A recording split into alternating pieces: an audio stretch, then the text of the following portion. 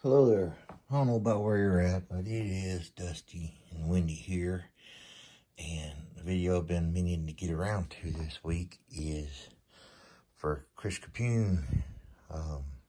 He's over 500 subscriptions and decided that he would like people, as far as entering into a little video thing, talk about a lot that probably taught you the most, or quite a bit.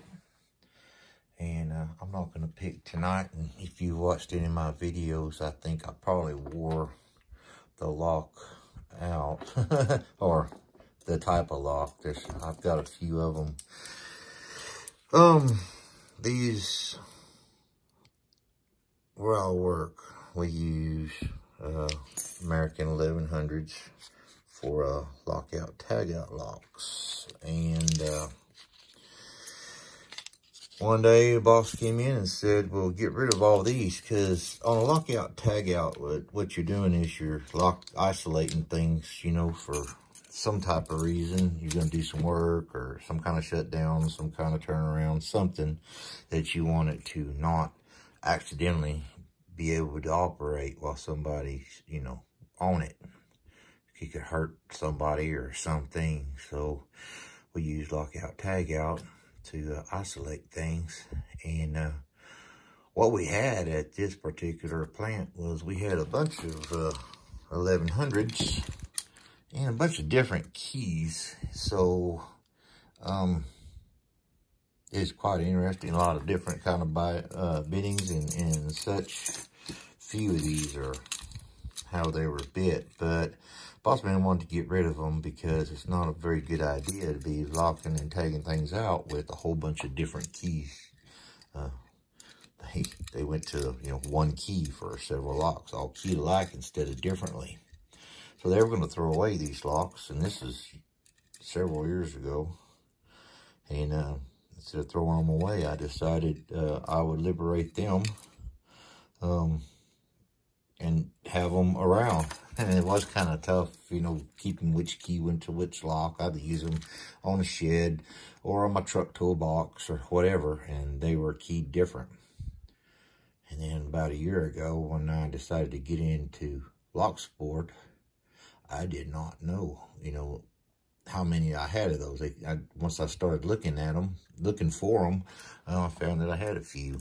And these are some of them. A lot of them have made their way all over the planet because a lot of people like these locks.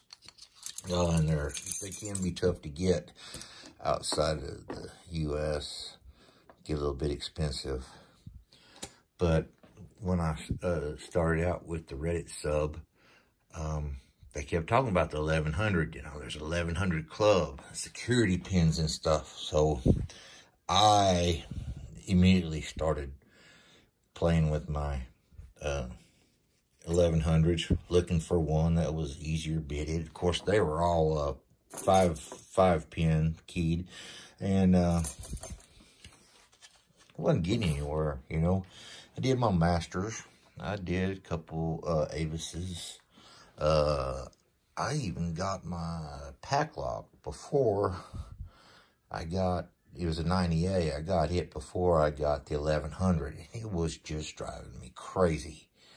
So I walked around with the lock in my hand for you know, weeks. And then it finally snapped. And instead of, you know, just whack-a-mole, I was kind of learning about, you know, what a spooled pin feels like, what a serrated pin feels like. And so I had to do it again. I popped it, had to do it again. And the second one came almost immediately. One reason, because it's the same lock, but I think I had figured out a few skills. And, you know, when you've got the same lock in your hand for days on end, you do kind of, you know, start remembering whether you're trying to or not. Remember what's working and what's not. What you try to set this one first, it messes it up. You got to come back to it later. So I really think that the 1100 got me, you know, wanting to learn how to do the 1100, join the 1100 club. Today I saw a friend of mine, Chaz from Chaz Lockpicking, and this isn't the first batch, but I did pick up a few other American locks and different keys, different keyways, different types, and I've started a little collection. I've got some from other people. I buy them pretty regular, and I don't know,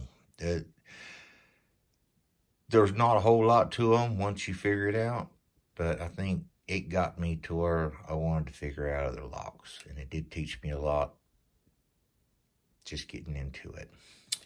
But congratulations, Chris, on the 500 subscribers, and that's all I've got today. Thanks.